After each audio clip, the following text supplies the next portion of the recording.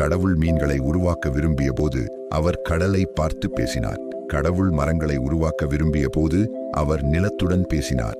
ஆனால் மனிதனை உருவாக்க விரும்பிய போது அவர் தன்னையே நோக்கினார்.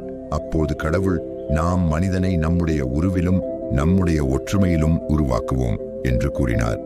நீங்கள் ஒரு மீனை நீரிலிருந்து எடுத்தால் அது இறந்துவிடும். ஒரு மரத்தை மண்ணிலிருந்து பிரித்தால் அதுவும் இறந்துவிடும்.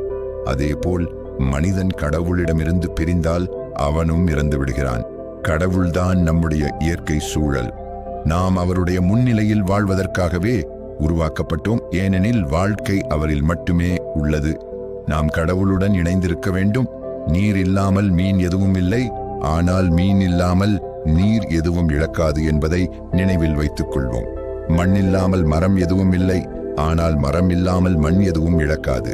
கடவுள் இல்லாமல் மனிதன் எதுவும் இல்லை, ஆனால் மனிதன் இல்லாமல் கடவுள் எதுவும் இழக்க மாட்டார். நீங்கள் தினமும் 1% சிறந்தவராக வளர உதவும் உள்ளடக்கங்களை நாங்கள் வழங்குகிறோம். உங்களுக்கு விருப்பம் இருந்தால் ஒரு பார்வையிடுங்கள். நல்ல வாழ்க்கை வாழுங்கள் என் நண்பரே. மீண்டும் சந்திப்போம் என்று நம்புகிறேன்.